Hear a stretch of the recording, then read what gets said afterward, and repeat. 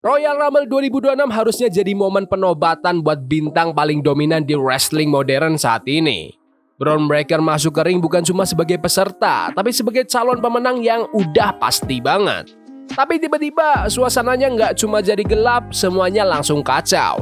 Sosok bertopeng muncul dari kerumunan penonton, ngelakuin serangan yang rapi banget. Dan bikin sang beres cuma bisa bengong natap langit-langit arena, sementara Obafemi ngelebar dia keluar ring kayak sampah. Ini bukan kebetulan, ini beneran serangan terencana. Buat paham kenapa hal ini terjadi, kalian harus ngerti kondisi politik di WWE sekarang.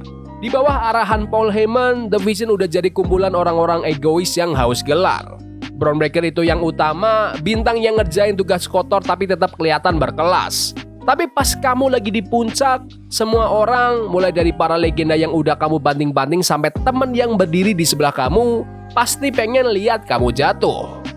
Rumble itu bukan sekedar pertandingan, itu tempat paling pas buat ngerendahin orang yang ngerasa nggak bisa disentuh.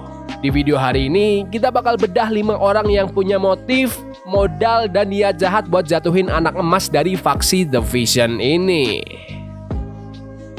Austin Theory, si anak didik yang dendam. Semenjak Theory gabung ke The Vision, tensinya emang udah kerasa nggak enak. Fans udah lama curiga kalau Theory itu sebenarnya mata-mata yang diam-diam kerja buat mentor lamanya Seth Rollins. Theory udah capek cuma jadi orang kedua di faksi ini. Dia mantan US Champion dan bintang pilihan, tapi malah cuma jadi pelapis buat Bron Breakker. Nah, si orang misterius tadi pakai Curb Stomp. Theory belakangan ini sering banget pakai jurus itu sebagai bentuk penghormatan atau mungkin kode. Apa dia lagi mau fitnah orang lain atau emang dia nggak tahan aja pengen pakai jurus favoritnya buat jatuhin rival terberatnya? Seth freaking Rollins, rencana jangka panjang si arsitek. Seth emang lagi absen karena beneran cedera, tapi kita tahu gimana cara main si arsitek. Dia nggak cuma balas dendam, dia bakal ngerombak total situasinya. Bron Breakker itu alasan kenapa Seth harus menepi. Bron nggak cuma ngalahin dia hampir aja ngebunuh karirnya Seth. Seth kehilangan posisinya di Rumble itu satu hal, tapi ngelihat orang yang bikin dia cedera malah menang Rumble, Seth gak bakal biarin itu terjadi. Meskipun Seth belum kuat tanding 30 menit, kalau cuma buat masuk ring dan nyerang 30 detik sih dia pasti sanggup. Ini bakal ngebangun grudge match gede buat WrestleMania 42 yang gak butuh gelar juara pun udah pantas jadi main event. Grayson Waller, efek karena dilupakan. Bubarnya tim Waller Theory bikin Grayson ada di posisi yang aneh. Pas Theory gabung ke faksi Elite Division, Waller malah nyangkut sama The New Day yang kayaknya nggak level sama egonya dia. Psikologinya gini, Waller itu pecandu perhatian. Dia ngelihat Bron sama Theory dapat sorotan, kembang api, dan dapat polesan dari Paul Heyman. Nyelakain Bron itu bukan soal menang Rumble, ini soal Waller Effect. Dia ngerusak malam paling spesial buat Bron cuma buat buktiin kalau dia bisa.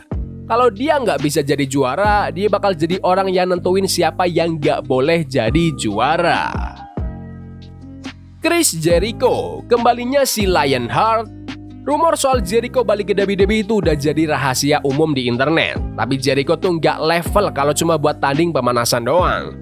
Jericho itu masternya gonta-ganti image. Cara apa yang lebih keren buat nunjukin dominasi selain ngehancurin atlet terkuat dari generasi baru? Ini baunya kayak bakal ada pengungkapan besar di Elimination Chamber nanti. Jericho bisa aja neror Bron berminggu-minggu yang ujung-ujungnya bakal jadi bentrokan antar generasi di WrestleMania 42. Di mana si Learning Tree ini bakal nyoba nebang pohon keluarga Steiner. Logan Paul, langkah jenius si Maverick. Logan Paul itu orang paling pintar di ruangan, tanya aja sendiri ke dia. Pas acara kick off Rumble, diamnya dia tuh udah mencurigakan banget. Dia kan orang yang paling ngebet pengen Bron jadi alpha di The Vision. Logan itu pebisnis. Dia sadar kalau Bron menang Rumble, Bron bakal jadi bosnya. Logan gak mau kerja buat siapapun. Kemungkinan besar Logan yang ngerencanain serangan itu atau malah dia sendiri pelakunya. Biar dia tetap jadi orang paling berpengaruh di grup itu. Dia lebih milih faksinya gagal daripada lihat Bron lebih bersinar dari dia di panggung terbesar WrestleMania. Tim kreatif WWE lagi mainin cerita ala detektif siapa pelakunya karena Bron Breakker tuh udah terlalu dominan.